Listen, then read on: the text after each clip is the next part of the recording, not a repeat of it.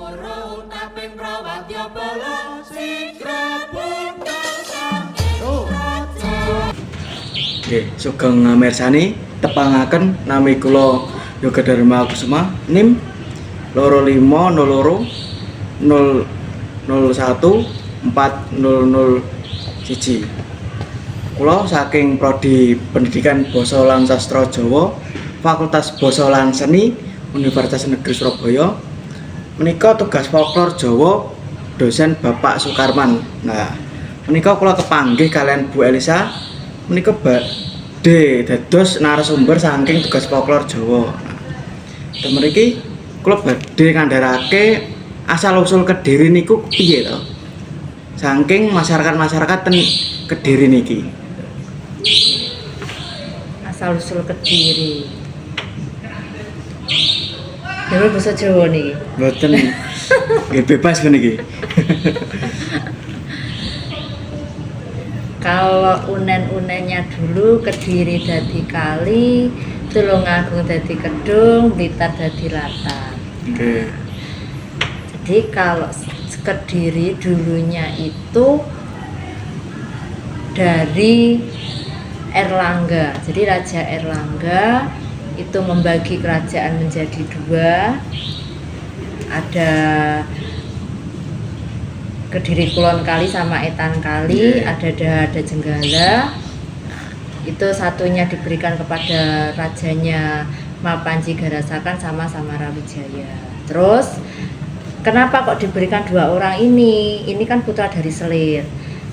Karena sing satunya anak yang lahir dari Permaisuri itu Dewi Kili Suci itu lebih memilih menjadi seorang petapa di Gua Selo Mangkleng. Jadi asal mulanya di situ. Nah, nama Kediri sendiri itu kalau dari cerita yang kita kenal, Kediri itu ada yang mengatakan artinya berdikari, berdiri sendiri, tapi ada juga yang mengatakan itu artinya kedi, diambil dari Dewi Kili Suci. Dewi Kili Suci itu seorang putri yang tidak mengalami masa menstruasi atau kedi. Ada kelainan hormon. Nah, di situ maka di Kediri putri kedi. Nah, di situ itu kalau dari cerita rakyat yang kita kenal. Nggih. Nganut kepercayaan piyambak-piyambak. Ya. Kalau dalam namanya sih toponimi nama. Jadi kalau dari Kediri putri kedi, tapi ada juga yang mengatakan berdikari, jadi merdeka. Nah, seperti itu. Nggih. Itu nama Kediri. Terus kemudian jadi itu nama Kediri dari situ. Kalau dari cerita rakyat ya. Nanti kalau sejarah beda lagi. Terus setelah itu, nah Dewi Kili Suci ini otomatis dia tidak mau, tapi dia hanya ingin menjadi seorang petapa. Nah, tapi di lain hari dia itu dilamar sama Lembu Suro sama Jota Suro itu. Dia tidak mau karena kan dia sudah fokus di semedinya jadi petapa. Terus dia mengadakan sayembara itu. Sayembaranya apa? Siapa yang bisa membuat sumur di atas gunung? Nah, nantinya itu yang dijadikan suaminya dia. Nah, terus sumur itu permintaannya di Gunung Kelut. Nah, ternyata setelah menggali sumur dalam satu malam itu selesai, tapi itu dicoba digagalkan. Kisahnya sebenarnya mirip sama cerita di betul. Nah, jadi digagalkan, masih dini hari itu ayam dibangunkan, terus habis itu Lembu Suro itu dikubur bersama batu di dalam sumur itu. Jadi ketika disuruh sumur wis dadi lho Kili Suci. Nah, coba jajali ya kalau memang wis dadi mlebu ning jero sumur. Nah, akhirnya si Lembu Suronya nyemplung karena dia kan memenuhi permintaan dari pembuat sayembara. Nah, setelah dia masuk di dalam sumur, ya sudah dia dikubur hidup-hidup, terus jadilah kawahnya Gunung Kelut yang sekarang. Nah, kalau dikatakan Kediri itu apakah hanya kota dan kabupaten Kediri? Tidak. Kalau kerajaan Kediri itu dulu seluruh bantaran Kali Brantas ini wilayahnya kerajaan Kediri. Nah, makanya kita bisa melihat dari keseniannya, budayanya itu rata-rata kan Budakepa. Itu keseniannya Kediri. Cuman setiap daerah, Mojokerto, Kediri Kabupaten, Kediri Kota, kemudian Tulungagung, nah dan sekitarnya Blitar, nah itu kan punya ciri khas masing-masing. Ciri khas kota nih masing-masing niku. Nah begitu. Terus, nah ada lagi kalau Kediri itu cerita tentang Putri Panji Asmorobangun dan siapa lagi jenenge? Yuyu Kangkang niku napa? Ya, Yuyu Kangkang itu, cerita Yuyu Kangkang. Itu juga dari Kediri. Panji Asmorobangun. Cerita namanya ini kalau di dalam babat Kediri itu ada cerita Panji. Cerita Panji itu yaitu tentang Panji Asmorobangun dengan Dewi Sekartaji. Niku sing perpindahan apa? Sing ngasing Diri niku, Bu. Ya. Jadi Dewi Sekartaji kena kutukan, terus akhirnya dia apa jenenge jadi apa namanya? Keong. Dia jadi keong, terus nanti ditemukan sama siapa itu seorang janda, terus Panji Asmorobangun juga demikian, dia terpisah. Terus ada siapa lagi? Sing Dewi Sekartaji ini nanti berubah nama jadi Peting Kuning. Dia punya ibu tiri namanya Peting Abang, Peting Ijo. Emang Peting ungu niku, Bu. Peting ungu. Terus ini cerita rakyat sing paling fenomenal di Kediri itu gitu ya, selain dari Dewi Suci tadi. Terus habis itu mau nyebrang Kali Brantas ada Yuyu Kangkang, cerita Yuyu Kangkang itu sampailah nanti ketemu akhirnya yang saudara tirinya Dewi Sekartaji ini tidak berhasil nyebrang Kali Brantas, tapi Dewi Sekartajinya berhasil, Keting Kuningnya berhasil nyebrang. Habis itu nyampailah di sana di daerah Dadapan. Oh, Dadapan Kediri nih, Bu. Dadapan apa kecamatannya Pesantren.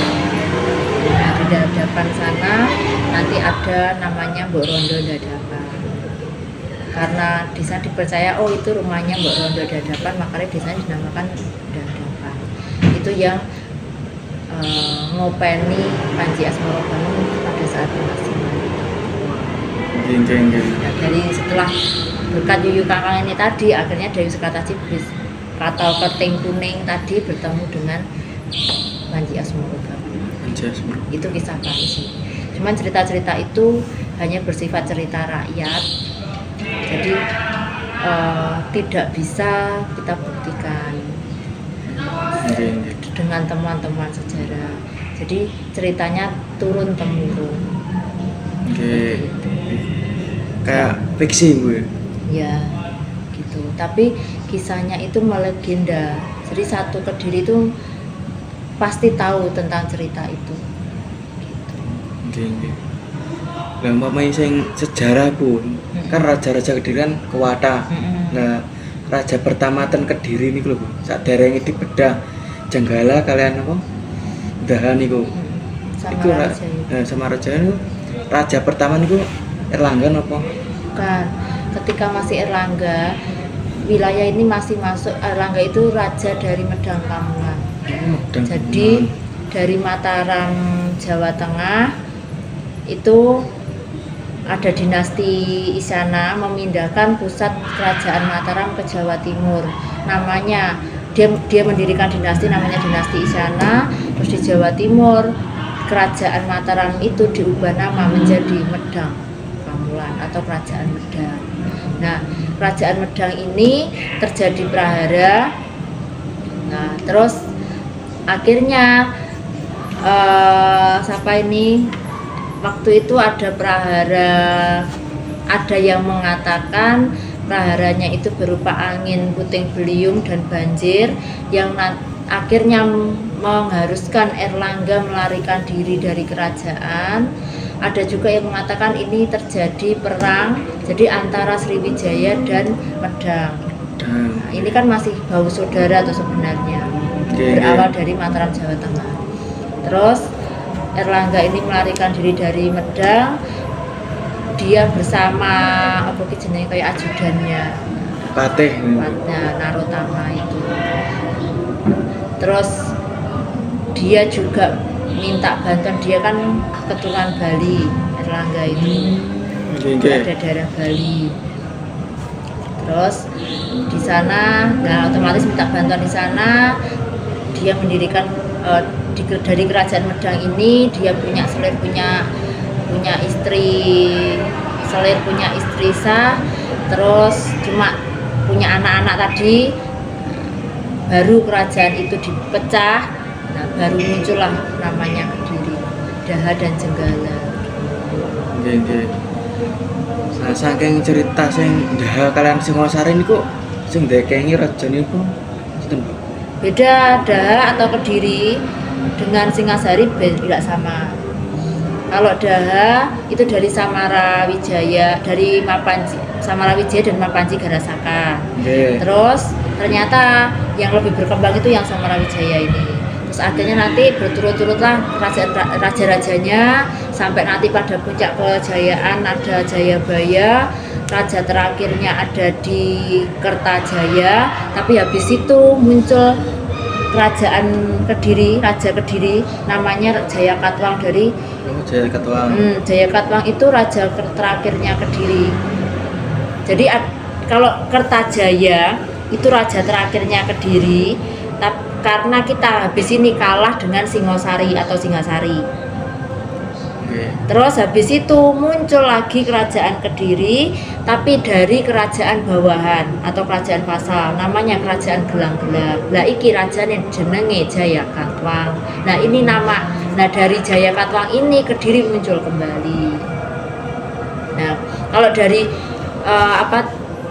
cerita-cerita dari kerajaan Singasari Majapahit, kita mengenal Jayakatwang itu dari kerajaan Kediri. Asal mual. Cuman Jayakatwang itu kalau di ceritanya Damar Wulan dari Majapahit ini dikatakan dia tokoh jahat. Damar Wulan itu. Iya. Kalau di Majapahit itu dia dikatakan tokoh jahat. Kenapa? Karena dia sering melakukan pemberontakan. Nambi, Sora, Putih, Jayakatwang ini tokoh-tokoh pemberontaknya Majapahit. Tapi ini kalau di Kediri dia termasuk tokoh Kediri yang berhasil mendirikan kerajaan kembali setelah Kediri runtuh. Berarti niku anak turun kalian Jayaban apa mboten? Jayakatwang. Nah, kalau ini berarti harus menelisik dari buku silsilah. Kalau ini saya tidak hafal.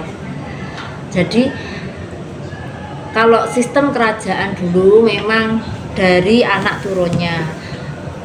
Kalau ini belum ada ya, nanti ini masih ada penelitian lagi. Ya jelas ini masih ada penelitian lagi. Ada perkembangan terkait kerajaan Kediri, termasuk raja-raja ini. Kalau sing penelitian tentang adan-adan kan Pak, tasik booming kok sakniki. Ya, situ saja. Adan-adan. Oh. Adan sing ceritane Jayabaya sing sumpah ini kok. Niku kok. Jayabaya. Nggih. Sakniki sampun kedaden niku ono Pak Sri. Sumpah Jayabaya niku. Kok sampai sakniki kedaden kaya sing rel-rel niku lho. Itu kan bukan sumpah, itu kan ramalan. Oh, ramalan. Nggih. Itu kan ramalan, dia hanya meramalkan masa depan itu seperti apa gitu. Kalau dia katakan Jayabaya itu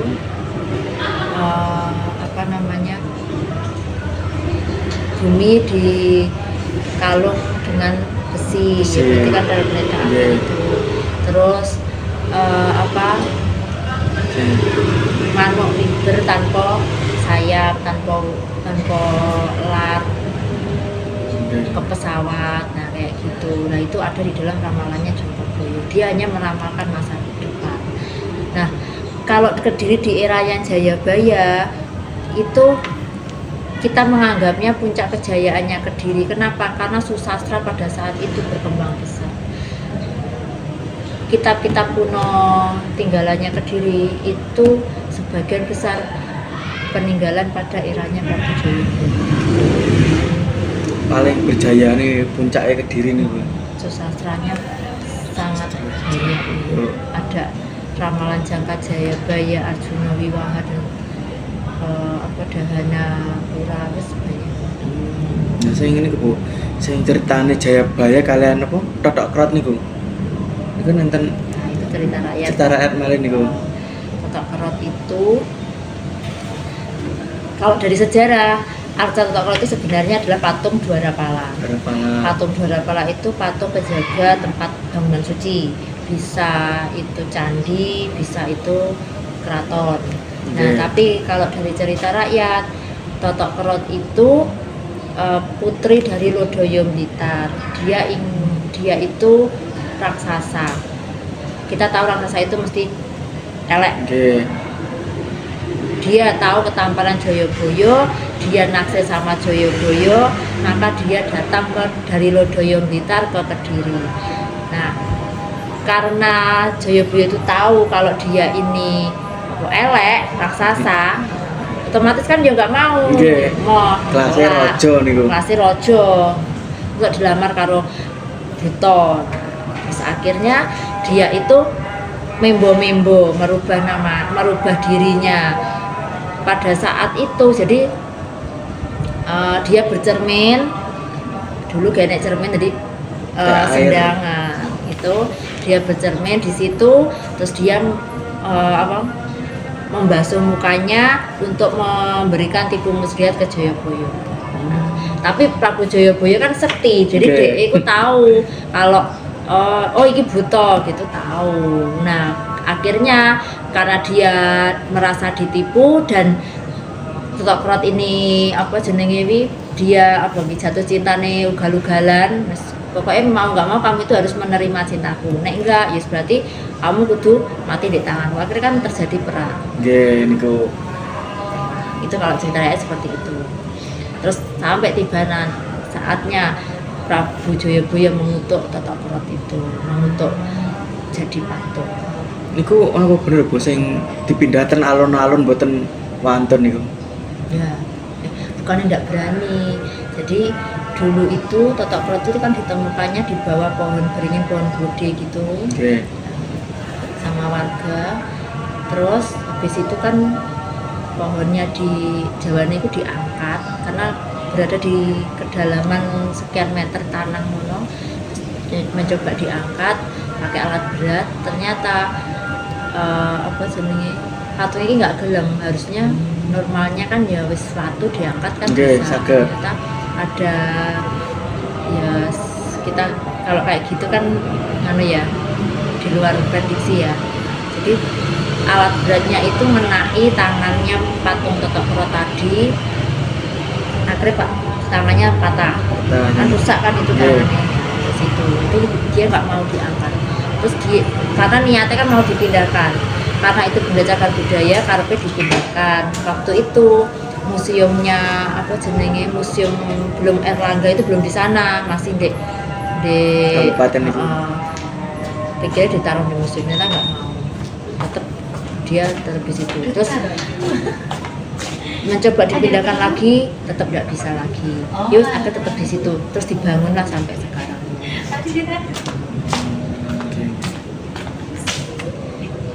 Itu kalau Totok Kerot. Tapi dia kalau dari cerita rakyat memang itu putri dari Lodoyo Blitar yang naksir sama Joyoboyo, terus dia dikutuk jadi patung. Niku kalau wow cerita-cerita rakyat saking Kediri. Nah, iki sampun umpama tasih kirange mangke kula sambungake nggih ta. Nggih. Saderengipun kula pungkasi, kula nyuwun agunge pangsami umpami kula kalian Bu Elisa wonten pitutur utawi lepat Pangucap kula nyuwun pangapunten sing kathah nggih Belsa. Nggih. Sugeng ngamirsani. Rahayu, rahayu, rahayu.